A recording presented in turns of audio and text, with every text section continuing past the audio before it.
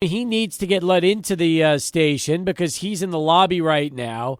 And Alberto Odueta was here, but decided that he has a meeting off Geronimo in an hour. And because he's always a little concerned about his vehicle, his ride, making sure that it doesn't give him any issues, he left now. So I told Alberto, I'm like, it's an hour. You're going to Geronimo.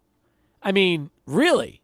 And he goes, dude, my car shakes. I go, yeah, I know, I get it. But I mean, he don't want to take any chances. See, here's my thing, okay? If that car is not going to make it, does it matter whether you leave at 4 or 4:30? In other words, you either get there or you don't. So if you get there, you might as well stick around here for a segment, have a little fun with us, enjoy yourself, then take off. But I guess he doesn't want to give it, take any chances. Alberto Urueta is such a fascinating individual to try and really understand his thought process sometimes that, every day there's something different. And today is one of those days. So what I don't understand is this. He had a 5 o'clock meeting. He's not sticking around for today's show, which is only 2 hours long. So why even come in the first place? What's the point? He was here for 30 minutes. He leaves before the show, and he's obviously not staying. So, Adrian, why even come in the first place? He's not going to be here with us, so what he just come to check in and say hi and see how everything was going? Was that it? Yeah, do a little status update. Make sure, check the temperature. Make sure everything is good. Make sure the key still works here. The phone, or the remote controller. That issue hasn't been escalated to our higher up. So maybe that's the case that he was just like, hey, I'm just making sure everything is good here at the station. Temperature is good. All right, everybody's good to go on the show. You guys don't need me today. I'm gonna head out a little early. As somebody who in college dealt with terrible car problems. Yes. I sympathize, man. You do? Oh, 100%. Yeah, I mean, hey, my parents were fortunate to give me a Ford Focus during high school or it was actually my senior year of high school, and I was super blessed. I was the guy who drove around. I was the guy who would pick up all my friends and stuff like that. But it was a Ford Focus, man. So we were breaking down freshman, sophomore, junior year of college all the time. I didn't even have a car in high school. I don't even think I got a car until my sophomore year of college in Austin. So I bummed rides from everybody I could find, but luckily one person in particular drove us for a couple of years. Thank you, Kevin Bowen, for all the years you took us around town. Hey, by the way, Alberto is apparently listening and texting, and he said the idea is to ditch the car if need be. And walk it. And get a ride the rest of the way if the car were to give out. That's terrible. You know what? And then anyway, listen, it gets even better. I love him. He's even texting the way he thinks. So listen to this. He says, look, I went thinking I'd stay for the first segment, but the anxiety is far too much for me. It gets to me, and I cave. I'm just reading his texts, picturing him saying it, and it almost makes me laugh. I love the guy. All I had to do was I love Alberto Urueta. You have no idea how great he is. He is one of the all-time greats. And he's been with us for what, couple months? And already I'm putting him as one of the all-time greats of the show. It's funny. Well, he's almost on his year mark, Steve. So is he on the he's almost a year into being here. But for us on SportsTalk? Both. He was hired. Yeah, he was hired, and he never interned or anything like that. He was just hired and onboarded. Yeah, but what I'm saying is when he got hired, he wasn't hanging out with us much in the afternoons. He was doing other things, wasn't he? No, he was here, man. This is how he got started. Really? Yeah, this show is how he hung out with me back here. That's probably why. Yeah, in my room over here. He just hadn't hung out with me that much. He's only been with me in the studio probably the last couple months. Yeah, that's very true. Because he started jumping in the studio with you, Steve, when Michael Plundo came here in the summer, and his chair was taken. So Alberto sneaked into your studio, and you know what? Oh, I got you. Now he's like a hybrid. He can go between both. He's like hitting us up during the breaks and stuff like that. So it's excellent. But yeah, man, it's crazy to think. About a year ago, Alberto hit me up on a Twitter and X post that I threw out there, like, hey, we're looking for newcomers, people who have audio production, experience. He sent me the resume like within 15 minutes, and yeah, rest is history. Man, it's crazy. Well, listen, Alberto, let me give you a message. Don't worry about texting us while you're driving. Worry about getting to that meeting off Geronimo by 5 o'clock, because the last thing I need is him getting so wrapped up in a text that he wrecks in that car of his that he's worried about because of all the anxiety he gets from that thing having to shake and do all these other things to it. And by the way, whenever we've recommended just get another car, his response is, no, I like this car. So apparently he likes the anxiety issue. I think that's what he likes. He likes to live on the edge. I think it works. He does. I feel like that's his MO. He likes to live on the edge. 100% correct. With Alberto and with this one right here, I think the easiest one, and even Steve Escajeda, who he's meeting with, is probably listening to this, just shaking his head. All he had to do is ask Steve, hey, you mind meeting us meeting me halfway? I'm at the station. I usually do sports talk with the guys. Right. Or you mind scheduling this around your lunch? We'll get some lunch. We'll talk a little football Friday night before the season. Why did Plundo take him? Michael, I mean, listen, you're here, and I get it. You do Sports Center, you chime in from time to time, and you write for us on the website. We appreciate all that. But you have a more reliable ride than Alberto does. So, like, for this particular example, why didn't you just say, you know what, listen, man, I'll take you to Geronimo, your meeting, and we'll hang for a little while and do that. That way he's not having to be so, worrying so much about his car breaking down. I would have been happy to do that, but I'm just now hearing that he had a meeting at 5 today. I didn't know about this in advance, and he didn't tell me at all about it. So, Alberto, if you just let me know, man, I would have taken you. I wouldn't even have thought about it. I would have said yes instantly. Another classic screw-up from Alberto. I mean, that's just what it comes down to, man. The guy, he's too busy chopping on remote controls in the studio than planning his day right and making sure that people can help him out. That's what it comes down to. Yeah, hey, man. You got to do what you got to do. I mean, I'll give you an example, folks. This is the example. This is the difference between Alberto and yours truly. All right, I'm in a loaner vehicle right now. Okay, I got a loaner until my car is ready to be picked up. So, with the loaner, there's a rule. You can't leave the city limits. That's just the way it is. They don't want you leaving El Paso because it's a loaner from a dealership. I said, okay, fine. So we're live Thursday in Cruces. And I already told Adrian, hey, there's a really good chance I won't have my car by Thursday. So can I get a ride with you over to Cruces? And that way we ride together and I don't have to risk anything or anything like that. And he's like, yeah, sure, no worries. And now we're even going a step further. We're looking at the station vehicle and just taking that. But that's how you solve an issue. You speak up and you ask. If you don't ask, you're never going to get it. So I'm with Plundo on this one. All you got to do is make a call and say, hey, listen, pal, I need a favor. And there it is, and it's done. Michael and Alberto are tight. They did Sports and More podcast together. They have a good bond. I'm actually a little surprised that Urueta didn't ask his Sports Talk pal to help him out here. I know, and What's Michael wrong with Plundo him? could have benefited from listening to a little Football Friday Night conversation. Yes. Maybe Michael Plundo comes through El Paso during one random week during the fall and fills in for one reporter game or something like that. I just thought about something. How is Alberto going to help us for high school football if he's worried about getting from Executive to Geronimo in an hour? How in the heck is he going to be able to cover high school football games for us? That's a total disaster right now. The guy should Uber. That's what he needs to do, and he doesn't even make enough money. How can he afford an Uber if he's not getting paid? I'm dying back here. Maybe he could. UTEP Zay's got a job at McDonald's. Yes. He's working at Mickey D's, so he's making money. Why isn't Alberto taking the same approach right now? What's he doing? For Alberto, we got to keep him, I guess, Central or West Side, or Right. and he's going to take over, some of the Coronado games. Maybe you see him at Franklin, you see him at Canutillo, see him at El Paso High, and if you ask why, well, there you go. Alberto needs a woman in his life that will financially take care of him right now. That's what he needs. He needs a female companion that will help bankroll him while he's getting going in life. That's what I think he needs. I think that could happen. I think you know what? I think we're on to something, Steve. I like this. Now, I mean, there's other ways to describe that. Others will say he needs a sugar mama as opposed to a sugar daddy. He needs a sugar mama. Whatever he needs. Listen, Alberto needs some financial security is what he needs. So as far as I'm concerned, that's the key for that guy. Let's, something needs to happen. Something needs to happen fast because he is, he's Alberto.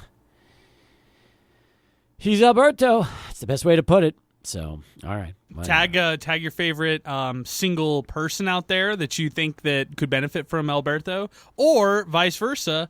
Maybe tag a job that you know for Alberto. There we go. Yeah, we really want to help him out. I mean, I don't even understand how he's going to be a football reporter.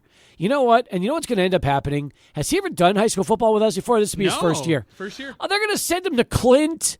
They're going to send him to Fabens. I mean, let's the odds of his ride making one of these remote east side locations are slim to none. So unless you want to, and you're not going to give him Coronado, El Paso High, or Franklin, those are Cone's games, and a few of our other reporters around town, you included. So you know he's not getting anything close. So the fact that he is becoming one of our reporters, and we're going to send him to some remote spot in a vehicle that he doesn't even know can get him from point A to point B without breaking down, worries me. That is an obvious concern right now. Hey, maybe Mountain View streams some of their games. He could just hunker down in the Sunset area and then watch it virtually. Report on it Football Friday night like that. What do you think, Steve? That's not a bad idea. I know it sounds hilarious. Stranger things have happened. We could look to do that. Maybe he could just add fake crowd noise in the background, get on his cell phone, and nobody's going to know the difference of where he is. Yeah, very true. You know what? Piping some crowd music. Maybe even get the coach on the horn for an interview as well. I think it could work, Steve. I think you're onto something if he's sent to the, games out of town. Or so many issues. Out of the county, I should say. So many issues with this guy. Seriously. And again, I mean, I want the best for him. But at times, I feel like he's his own worst enemy. Very true. October 3rd, by the way, is his 1-year anniversary at this station. You think he'll make it? I think he'll make it. He's got a chance. Yeah. He's got a chance. I mean, I know he wants Buzz's electric bike to see if he could buy that off of him since his got stolen the day he came in for his interview. Yeah, terrible. And we're not lying about that. That was our introduction to poor Alberto Orueta. They stole has documentation of this. Yeah, they stole his bike for his interview at the radio station. But here's the other question. Say he gets an electric bike. How's he going to get to Clint? He'll have to leave at like 11 in the morning on that electric bike just to get there for a 6 o'clock, 7 o'clock kickoff. Thank goodness Montana goes pretty far. You just take Montana forever. On the electric bike? You see, there's Alberto. Yeah, that'll be great. All right. Fantastic. Oh, man. This is tough. It is tough. I mean, I don't even know what to tell you. I don't. Anyway, yeah, I agree. Brian from downtown just recommended what he needs. He needs something. That's for sure. He definitely needs something. Okay. We got a lot more in store for you. Jim Center is going to drop on by at 5 o'clock. I'm excited about this. UTEP's director of athletics. We haven't seen Jim all summer. Do you realize that? I think he's come in once during the summer, and that's been it. Yeah. What was our segment with Jim Center, Steve? We had it to like front and center. Front and center. That's right. It was his first year of being here at UTEP. I think it was back in 2018. That's when we did front and center. He would hold basically town hall conversations with us on this show, and people would call in or message us with thoughts. And, that's right.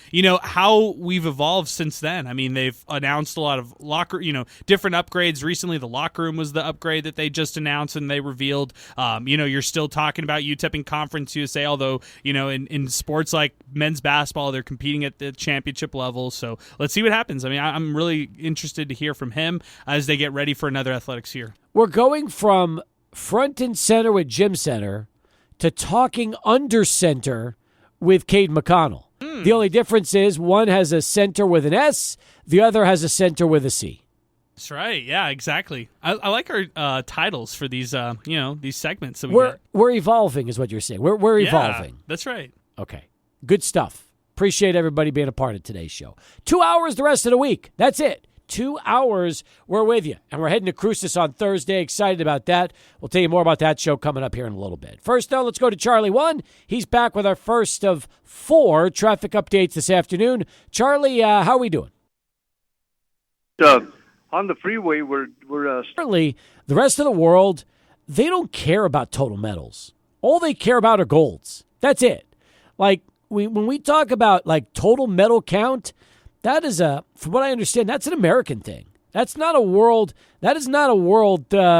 thing. All they really look at are golds. And it's not to say that they don't care about silver and bronze, but they don't count those for their medals. Like, other countries don't give you a total medal count. All they tell you is, how many golds have you won? That's their number one concern when it comes to the Olympics. Yeah, it's good that the U.S. has prioritized that too, and that they're atop the gold medal leaders right there. I mean, it's U.S. and China and everybody else. That's how it's going to boil down to here for the medal leaders for the gold side of things. So the rest of the world can care whatever they want. U.S. has the most medals and the most gold medals. Yeah, that's true. All right, 505-6009, our telephone number, 505-6009. Saw today that the Cowboys placed CeeDee Lamb on the did not report list, which is a procedural move to gain a roster spot on the 90-man limit that does not impact negotiations. Also, Sam Williams was moved to injured reserve because of his knee injury. Byron Vaughns was waived for the Cowboys. So Todd Archer reporting this. Guys, we were wondering if CeeDee Lamb and Dak Prescott would, and even for that matter, Micah Parsons, would sign new contracts. It's very possible that the Cowboys go into the season in the exact same situation financially that they're in right now. Very true. I mean, I remember 2 seasons ago before the season actually started, Ezekiel Elliott signed his contract like at the 11th hour. Like it was about to actually be kickoff for the Cowboys. He hadn't reported to anything up to that point, and then they activate him based on him reaching a deal. I feel like they're going to be backed into something with CeeDee Lamb. Like the Dak deal, I didn't really see getting done from the start of offseason. I still don't see it getting done, but I do see them being backed in a corner with CeeDee Lamb and kind of being forced to pay him. Yeah, because if he keeps missing the season, that's going to cost them huge. Dak's already there, and that's the thing. It's like you can't afford to mess around with CeeDee Lamb. You have to lock him up. And then the only other question is that if you have to restructure Dak's deal to get Lamb and Parsons done, well, then you better make that a priority too, because Dak has already said that if it does not get done by the end of the summer, meaning the start of the season, he's not going to bother until the season's over.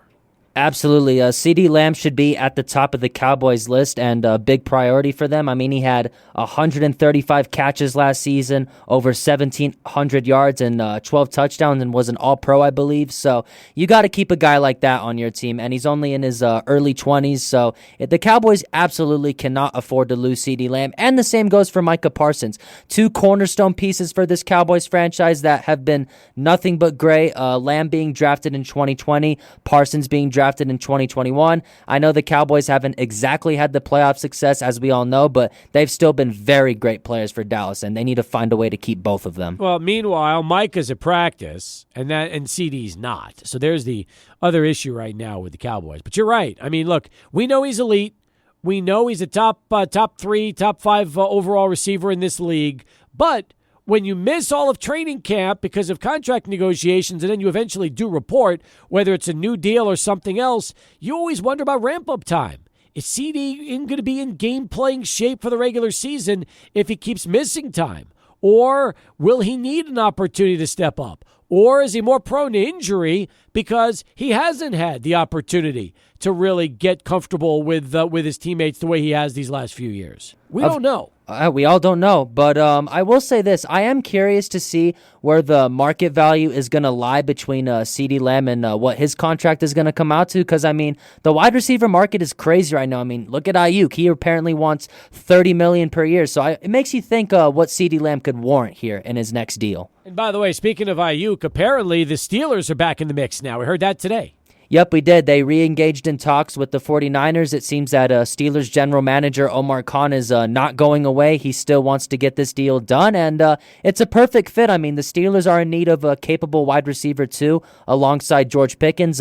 If you look at the depth chart, their wide receiver, too, is Van Jefferson and Calvin Austin, and that is absolutely not ideal if you're a Steelers fan, so Ayuk would be a major upgrade, but the question is, can the Steelers get the framework of the trade that the 49ers want? Because if you look at the Patriots, they almost had a deal in place for Ayuk on draft night, so they can get the deal done whenever they want, but I don't think Ayuk wants to go to a rebuilding Patriots team. 5 days into UTEP practice. What happened? Adrian was there earlier today. Had a chance to talk to Scotty Walden and other members of the team. We'll talk to Adrian next, find out how the post-practice interview session went for him, and more observations. Stay with us. Gym Center, 20 minutes away. We'll also talk to UTEP's Director of Athletics and Tim Haggerty coming up in about an hour during our final countdown from Sugarland. All that and more as Sports Talk continues, 600 ESPN El Paso. All right, 49 past the hour as we continue here on Sports Talk, 505-6009. That's 505-6009.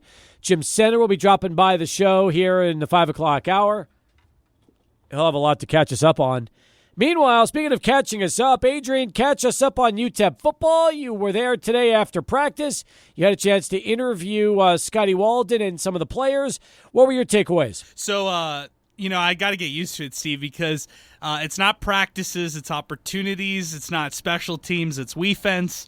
There's a lot of it's not offense, it's Blue Blaze, it's not defense, it's Orange Swarm. I got to get used to this, man. I really it's terminology. It's like they want you to talk like them. Yeah. So here's my question, okay?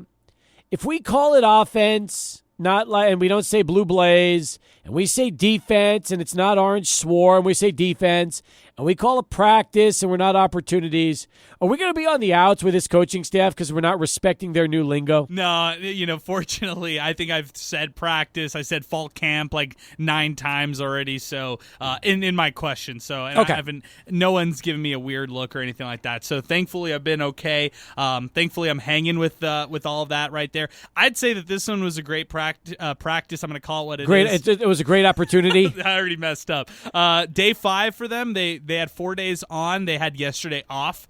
Today back in the mix. As far as the ones go, it's split right now between Cade McConnell, Skylar Locklear, although Cade, I heard that over the weekend he was getting a little bit more of nods as far as playing with the ones. So, that's interesting stuff right there. I'd also say this, today was an opportunity for us to meet with some of the defensive players, linebackers, stuff like that. Got a chance to meet with Javon Jackson, hear from him as far as his EA College Football 25 rating goes. And everything else with him. Cam Thomas was over there, the minor back. He's really 5'7", Steve. So he's a small little scat back, but he's a speedy guy. So they claim that they're going to use him a lot this year. So a lot of new faces, still trying to get familiar with everybody, and it was a good day to start doing that. What was your takeaway from Javon Jackson? What'd you think? I'm very impressed. I mean, Javon Jackson, all-conference out of the FCS ranks. He's an All-American out of the FCS ranks, too. Javon Jackson was very well-spoken, bought into this program, and he was one of the guys who was highly coveted in the offseason. A lot of people wanted him out of the transfer portal. He ended up coming to UTEP and following his head coach, Scotty Walden from Austin Peay. Also, I know you had a chance to sit down or to talk to Katie Johnson, and that's also going to be fun because Katie Johnson is one of the few returnees from last season for the Miners, and he'll be on defense. I heard today it's 64 in total for newcomers, Steve, which is crazy. 64 newcomers. Out of the 105? Out of the 105. So we actually have 40 guys back from last season. Correct. I thought it was like a handful of guys back. I thought it was closer to a handful or closer to 10, but when you start to look at the walk-ons and then the walk-ons who became scholarship players or the late additions from last year who really didn't count to their scholarship total, that number ended up being a little higher. 20 on the dot for El Pasoans on the roster, which is kind of interesting. It is. UTEP's always kind of hit around 20 to 25 players, at least over the last decade for El Paso players, and I think this coaching staff wants to continue that. Well, they have 105 players total, right? So Right. Of the 105, 20. So you're looking at just a little less than 20% of the roster makeup. Yeah, and I feel like, Ivan Escobar, he's probably going to be the starting center. He graduated from Montwood. Julian Lopez is going to be a utility player on offense, wide receiver, little tight end, little blocking as well. I mean, Angelo Taha, they've got a lot of these guys from El Paso that will make an impact and will play a lot of snaps this season. What about Ivan Escobar? Give me your takeaways talking to the El Paso, and you spent some time with him today. Center, he's somebody who's going to play right away on this team. He played late last season. Andrew Mayer getting injured. Elijah Clyde, sidelined for a game or so, and he stepped in. I think he lacks a lot of experience, Steve. That's my biggest thing for him. He's got to gain some more experience, and for that offensive front, it's going to be a learning curve. They're going to really have to learn on the job in the season, and those first 4 games are going to tell a lot about the offensive line. I love the fact that you also had a chance to see some of our new T-shirt winners, our Win the West winners with the Oscar Arieta agency. We had our unboxing here a couple weeks ago. We gave some away while you were out, and now we've got a couple more winners to recognize. Correct, and we've got shout out to Bobby. He was one of the ones who said to say hi to you, Steve. He is actually in our Guillotine League. I know Bobby well, and he was one of the winners for the Win the West contest, which is excellent. Now we're going to pick a new winner this week on air and online. So just check out our website, 600ESPNElPaso.com. It's on our must-read tab and our must-read bar. It's Win the West contest. All you have to do is enter basic information, and you might go home with one of these Win the West t-shirts. Very nice. 1 hour down, 1 to go. Tim Haggerty will be joining us from Sugarland as we get ready for 6 o'clock or 6:05 first pitches all week for the Space Cowboys and your Chihuahuas. In the meantime, though, Jim Center going to be dropping by, and we'll have a chance to talk to UTEP's Director of Athletics to begin hour number 2. Stay with us. Sports Talk continues, 600 ESPN El Paso. Our second and final hour of the show today, as we mentioned, 2-hour shows the rest of the week. Chihuahuas are on the road in Sugarland, and they'll be playing the Space Cowboys. Tim Haggerty will be joining us a little bit, and we'll get a chance to get the preview from Tim on the matchup. We have Michael Plundo. He'll have our Sports Center update at the bottom of the hour, and along with Adrian Broadus, I'm Steve Kaplow. It's good to have you back. Great to have Jim Center, UTEP's Director of Athletics, back with us on the show for the first time in quite a while. Great to see you, and it's that time of year again, isn't it? It's August, and football season is here already. It's even right around the corner, Jim. It's here. Yeah, it is, Steve. Just as I was coming in the door, you and I looked at one another and said, man, it is here. We're all running as fast as we can run.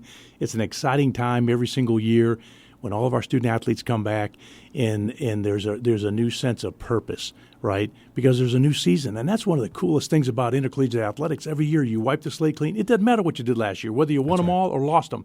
You got to redo it this year, right? And it's the same for every team in America. Michigan, they're trying to repeat, right? But it doesn't matter what they did last year. It matters what they do this year in the opening game. So anyway, it's really an exciting time for all of our sports and all of our student athletes. This is your second head coaching hire in football since you arrived. And what's interesting about that is Dana Dimel was right after you got here. That was one of the first hires you had a chance to make. And now Scotty Walden's here with his staff. And when you look at just everything that encompasses both coaches and both staffs, it's about as polar opposite as it gets, isn't it? Yeah, it really is. Both obviously were Dana had previous head coaching experience at 2 different FBS institutions, which was one of the things that was attractive to him. He was a sitting offensive coordinator in the Big 12 and had a lot of experience. Scotty comes to us with youthful exuberance, with a couple of head coaching gigs behind him, but at a much lower level, right? Particularly most recently at Austin Peay University. But I would say The one staff was probably more seasoned, more veteran. This staff is probably younger, maybe some would say more unproven. But I like them both for different reasons, and we made a change because we felt like we needed new energy, and we needed a new direction and a new focus, and we felt like we've got to be better, and it's not about yards, it's about winning games. Well, let's put it this way. There's no doubt about it. And you also have given Scotty Walden and his staff some new toys to play with when it comes to the upgrades to the LKD, the new locker rooms, which were just unveiled last week. I think the total cost I heard for the LKD was $5 million. The locker rooms themselves was $2.9. That's at least according to TexasFootball.com and a brand new article that Mike Craven put out yesterday, a profile on Scotty Walden that was on the front page of Dave Campbell's TexasFootball.com yesterday. So I loved that coverage for you. We haven't really been able to dive too much into that because we were focused on the Sun Bowl uplift here this summer, and unfortunately that project did not come to fruition to at least get on the ballots for the voters come November. It is part now. I think it's on everybody's plate as far as awareness goes. You definitely got the awareness out there for the Sun Bowl and what that facility could use in the future. But let's talk about what's coming up now, beginning with the locker rooms and the rest of the projects planned for the LKD renovation. You bet. Well, so we know that, it's already, for people, it's hard to believe that the LKD Center has been around for 24 years, thereabouts, right? So we really haven't done anything in the Larry K. Durham Center in that time, except maybe a little bit of carpet, here or there. And so it's really needed some work. And we're excited, and this is something we've been talking about for a while. Here about 3 years ago, we looked at trying to do a more holistic campaign that would encompass a great big bunch of things in LKD. And it continued to grow and grow and grow. And in fact, that number grew into 9 figures, right? It was so big. And we go, okay, well, that's probably not going to happen, right? So we started to scale it back and dial it back to what can we do right now and what can we start fundraising on? And that's how we zeroed in on the football locker room. What a lot of people don't understand is that is where everybody goes. All of our team goes every single day. They will spend a couple hours a day in that facility, right? So it's just like you and I go into our kitchen at our house, right, or your bathroom or something, your shower. So it's the same thing for our student athletes.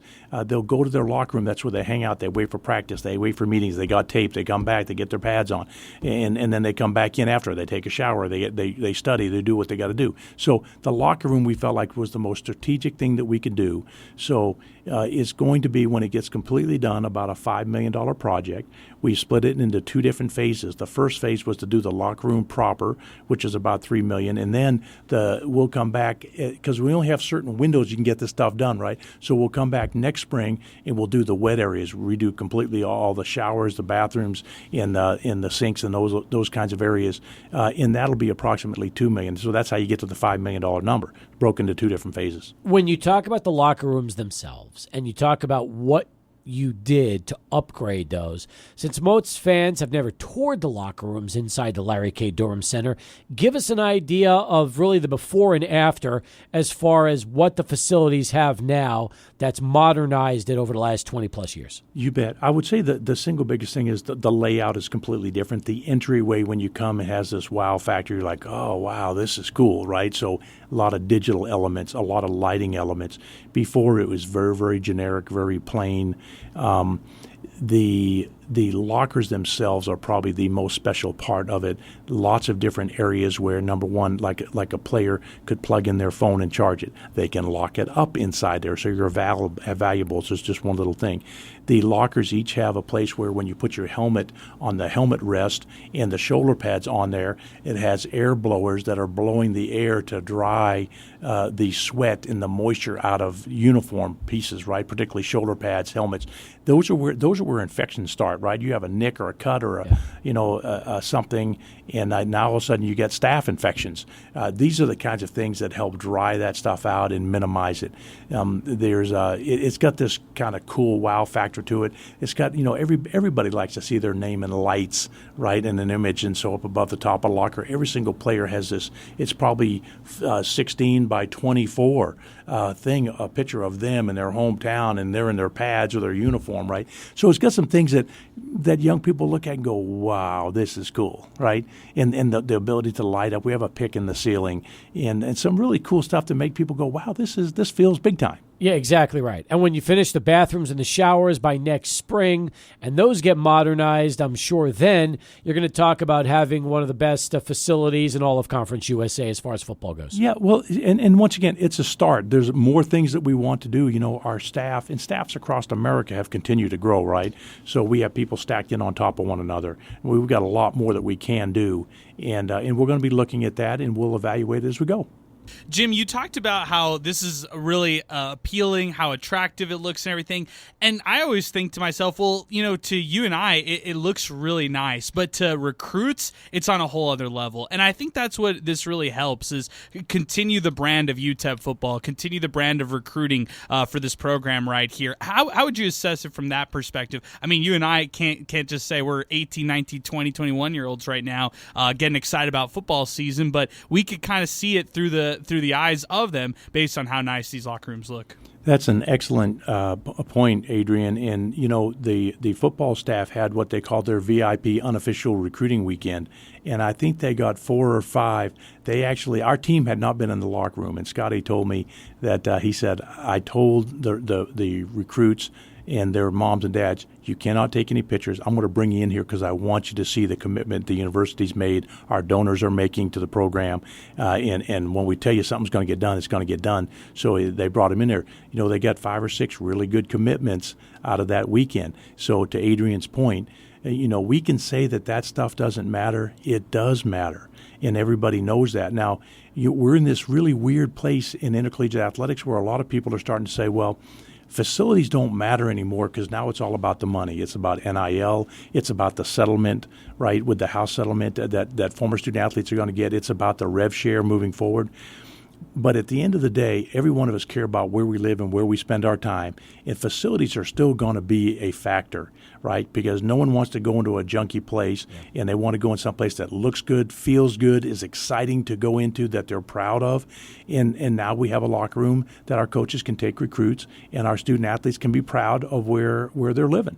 If you had a wish list, because like you said, you scaled it down after originally you had to 9 figures, what would be next? After you finish the bathrooms, you finish the showers, if you could continue to put some more upgrades in place, what would be next for you on that priority list? Well, I don't want to say it's the next thing, but I think it's really important. One of the things that we need is an official team room.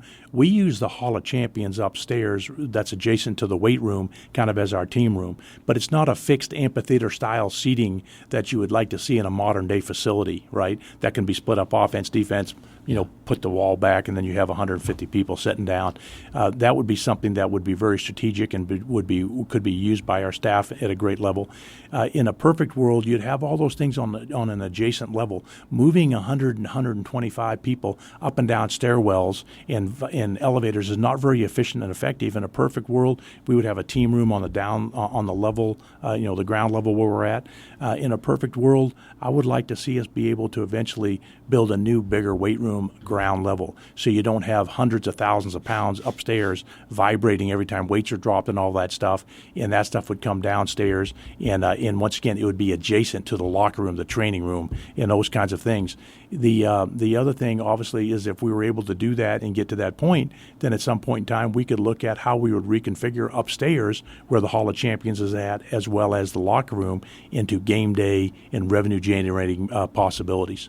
Meanwhile, if you win and you draw fans, and this place becomes the same kind of Sun that it was 20 years earlier when Mike Price first arrived and started winning and selling out the games, every home game, you're going to see revenue come in that you haven't experienced since you arrived, and suddenly you might have more flexibility to do the kind of things that you're talking about now versus hoping and trying to play money games or buy games to help offset the cost of not having the kind of fans in the Sun Bowl that you need right now. That's exactly right, Steve, and that's a significant thing.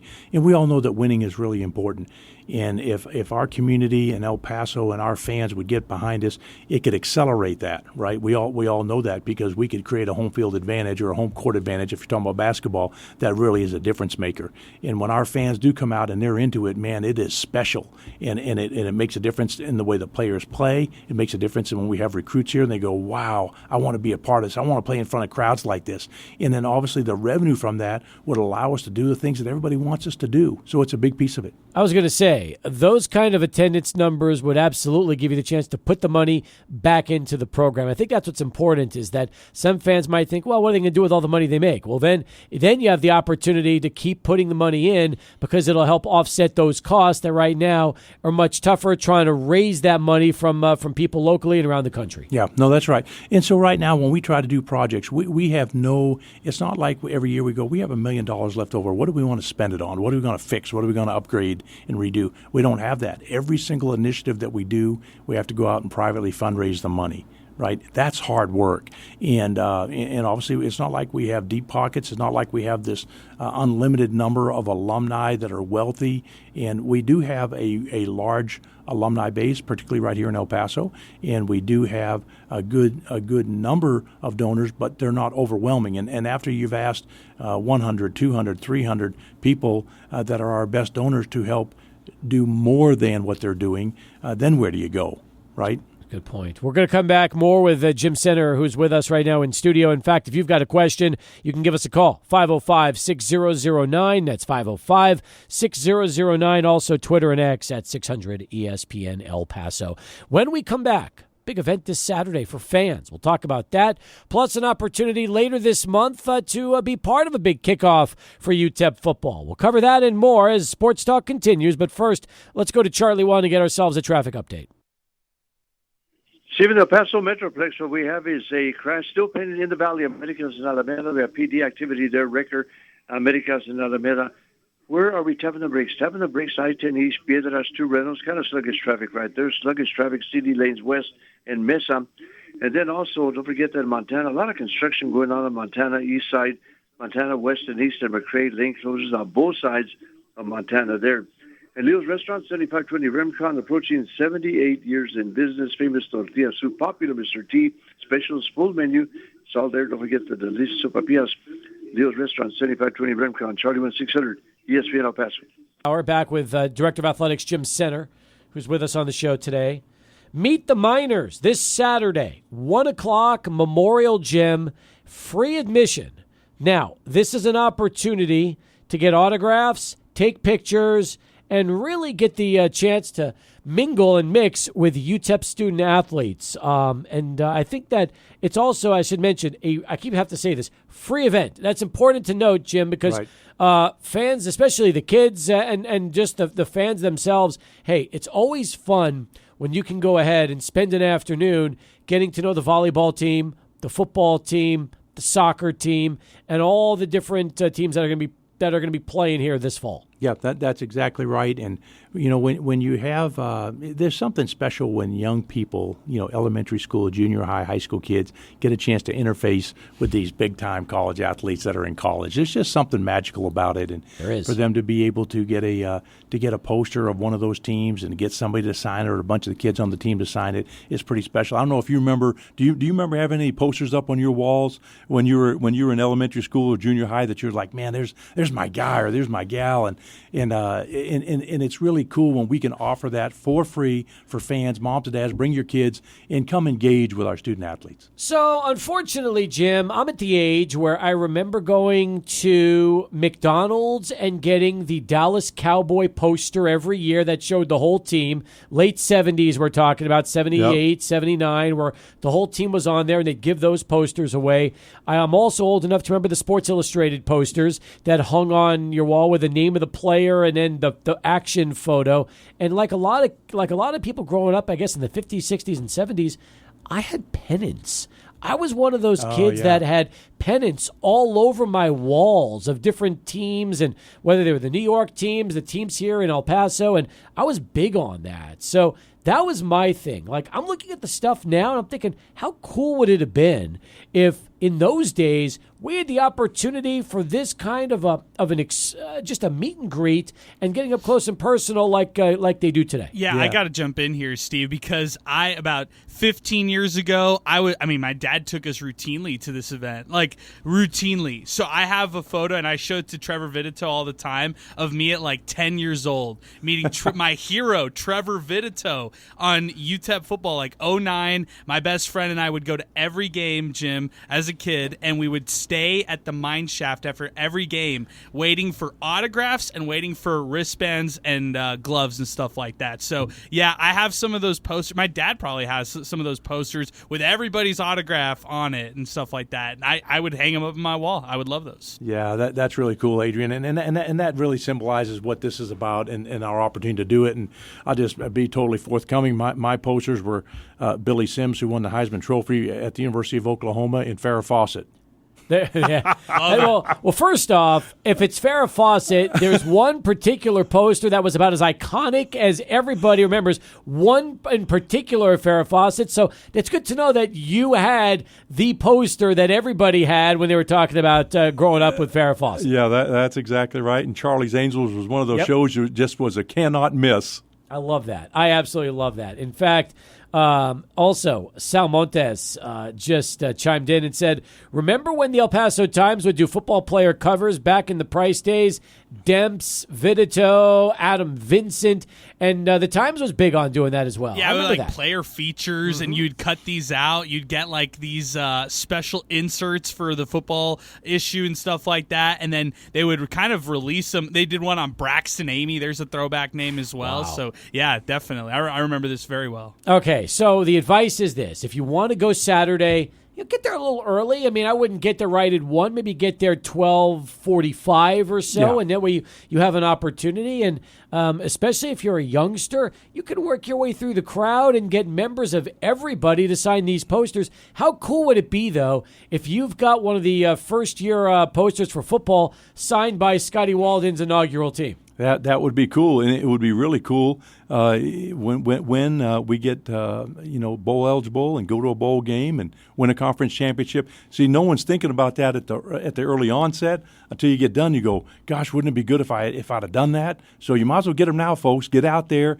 and enjoy these young people and our staffs, and have some fun with us on Saturday, Memorial Gym from 1 to 3 o'clock. I need to also bring up this point because I think it needs to be repeated, and that is, if and when the program takes off and starts to win and goes to bowl games and wins bowl games and becomes competitive in Conference USA to where you compete for championships and starts attracting 35 to 45,000 per game, you're also not going to be in a position to have to schedule multiple bye games on the schedule every year. In fact, you might not need any. Once you get to a point where you're bringing in that kind of income, you're not looking at having to play a Nebraska and a Tennessee in the same season on the road. Yeah, in a perfect world, Steve, you're exactly right. We wouldn't do that. And yet, our schedules are built out. I can tell you, we've got a game in 2032. Yep, right. We do. I've seen the future schedules, and you're 100% Texas right. Tech, right? Yep. So there's some of this when we're working on these games, you either get them scheduled now or you won't get them. So we could be dialed into having to do this, 3 of the next 5 years or, 4 out of the next 7, those kinds of things. But eventually, in a perfect world, maybe we'd play one of them, and then would never play more than one. But right now, we have to. I understand. I'm just saying that I'm looking at the schedule down the road, and I see the way things are working. And you're right, because 2 years from now, it's Oklahoma and Michigan on the schedule. So that's what I mean. And again, we've said this on the air so many times over the years, but when you're not bringing the fans in and you're not bringing in the revenue that you're capable of, you have to find a way to make it up some way, somehow. And if schools are going to offer $1 million plus to come play, and you realize that'll help with the deficit of not getting more than the kind of crowds you need, you got to do it. So the easiest solution to not have those kind of games on the schedule every year is to hopefully see this team win, draw fans, competing, and everything changes. Everything changes. Yeah, no, that's exactly right. Steve, this would probably be a good time. We made the decision this year, and I think individual game tickets are going to be going on sale here very, very soon, if not maybe tomorrow. But basically, our individual game ticket prices are going to go up by $5, which is about a 20% increase. Now, we haven't had an increase in the cost of individual game tickets since 2019, all right? We have seen game expenses go up 44% in the same time period. Right. So to your point about revenue and expenses in games and money games, everybody on our planet knows everything costs more, from a hamburger to a car wash to whatever. And so we felt like, okay, this is a time we're going to have to do it just to try to pay the bills. But I mean, in a perfect world, we would have more tickets sold than we have people, than we have seats. Right. We're not there yet, but I hope, Lord willing, we will. Is the easiest way to combat the $5 per game increase buy your season tickets where those prices have still been locked in this year? Yeah, so obviously when you buy a season ticket, it's like the Walmart deal or Sam's Club or Costco. When you buy more, you get a cheaper per unit discount, 100%. Right? So that's what it is. And we recognize there's times when people say, I can't commit 5 Saturdays or whatever, or in basketball, 15 home games for basketball, stuff like that. But the bottom line is, even with a $5 increase, our tickets are reasonably priced for this marketplace against everybody else in it, right? So we don't feel like we're gouging anybody. We'd rather not have to raise them, but people would rather not have to raise the price of their hamburger either. By the way, crazy enough, your 2028 and 2029 schedules for non-conference are already full. That's correct. This is wild because you've got Utah State and Texas State at home in 2028, Nebraska and Wyoming on the road, and then in 2029 you've got UNLV and Wyoming at home and Nevada and Texas on the road. So here we are, we're talking 4 and 5 years out, and those schedules are already filled up. That's exactly right.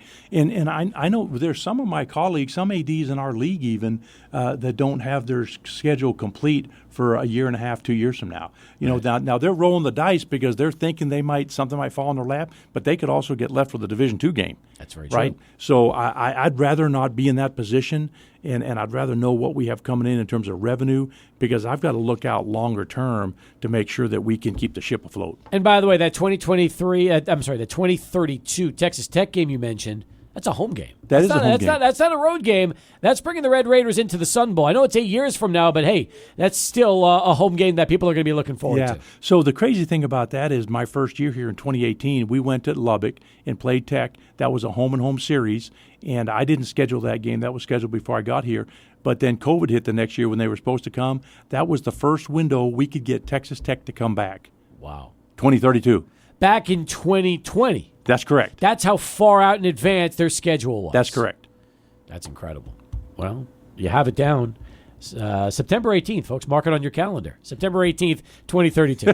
Jim, how much does realignment shift this? Because some conferences now only have 3 non-conference games, whereas some other Power 4 conferences have the full 4. This is one of those things that I don't want to say keeps me up at night, but it is an area of risk that we have. And, almost all of these contracts are written anymore where basically somebody could get out of their contract with us and not pay any damages to us for breaking the contract, as long as it's something that their conference said, we are now going to go from playing, 4 non-conference games to 3, right? So they could drop us. And that is a risk that we have when you think about the Texas series we have with 4 games with them. It's amazing. The Michigan game is a $1.9 million payout to us. Oh, my God. Huge. That is huge. That is needs huge. to happen. Is this going to be the largest payout ever, Bob? I assume by far, right? As far as I know, I've never done any of that. It's got to be. I don't know anything that even be close to it. No. And so the Texas series, when they get to the end, I think the last game in that series might be 1-8 or 1-9. Okay. But that's in 2031, I think, or 30, right? What about Nebraska and Tennessee this year? What are those paydays? I believe it's maybe 1-4 for Nebraska, and then when we play them again, it goes to 1-5, and Tennessee is 1-4 this year. Okay, so the good news is that between Nebraska and Tennessee, you're talking about almost $3 million. That's which correct. Is, again, that's great revenue coming in, and something that right now this program needs, especially with everything you're putting into the program for Scotty Walden and company. Right. Well, the truth is that revenue exceeds what we will get from all of our season ticket sales and individual game sales. I'm not, well, yet by far. It's not even close when you think about that kind of money coming in. Not yet. Not yet. Right. But, I always throw this on a but, all it takes is playing well, knocking off a team you're not supposed to, getting people excited, and that can completely change the trajectory of attendance here in 2024 for the Miners. Absolutely. There's no question about that. And I know our fan base wants that so desperately. Our players want that. Our coaching staff's working to that end state. And I'm very, very bullish and positive. I have a positive mindset that this coaching staff and these players are going to get there. We know, I don't know how many games we'll win this year, but I think people, if they'll just come out and watch, they're going to be very, very excited. The first game against Southern Utah. Let me say something about Southern Utah, first of all. They're a really good football team. Oh, yes, right? they are. They will come in here, and their belief is we're going to beat these guys, right? Scotty Walden has played them before, and so he knows all about them and what they do. And they will come in here believing that they can beat us at home. And so this is a game where our fans can make the difference. I think we have over 30,000 tickets out right now, and so I expect that we're pushing to try to get a sellout, but I expect that we'll be somewhere north of 40 at least. And so it's going to be a great game, great environment. Hopefully we'll have great weather, and we can usher in the Scotty Walden era with a big W. But we got to take care of business. Do you remember when you first arrived and Houston Baptist came here and what that game was like? And it was a shootout, and it was Bailey Zappi who was throwing the ball all over the field, and UTEP was able to win, but it was very much up in the air till right down the stretch. Yeah. So wasn't it? I think the very first game of Dana's tenure here, it was Northern Arizona who came in and beat us. That's correct. That is correct. That was the one. I think it was that. That was the 1 year, one-win team that season. That's right? correct. Was it Rice, Adrian, that they beat? Rice, yes, to break the streak, 20 games. I remember. This came in from Twitter and X from the Text Truth. He messages and says, "Great work, Mr. Center. When it comes to the locker rooms, these players sacrifice a lot, and so they deserve it." Picks up. So showing the reaction that the players had was a great photo. Seeing those lockers for the first time. Hey, that video was played all over the place, and I could tell just how much these players really love seeing that locker room for the first time. Yeah, it was really neat and special. I don't know if you all saw, but Michigan also, I think the day before, did their reveal of their football locker room. Now they spent $14 million. Okay, they have a bowling alley in it. They have a barber shop. They have pool tables. I mean, it's like going to Dave & Buster's almost with a haircut. And so it's just incredible. But that's the difference between being a national championship and selling out the largest stadium in America, right? And getting nearly, I don't know, $80, $90 million a year in television revenue. That's true. And here we are talking about $3 million in upgrades to the locker room and how that's a very big deal for this program and this university. That's 100% correct. And you can imagine how much money Michigan makes off one home game, let alone all the other money you just talked about. That's exactly right. Incredible. I'd be willing to bet you that Michigan spends probably 2, if not 3 times the amount of money on their football program alone than we pay on our entire athletic department. I think that's a pretty accurate statement. How about this?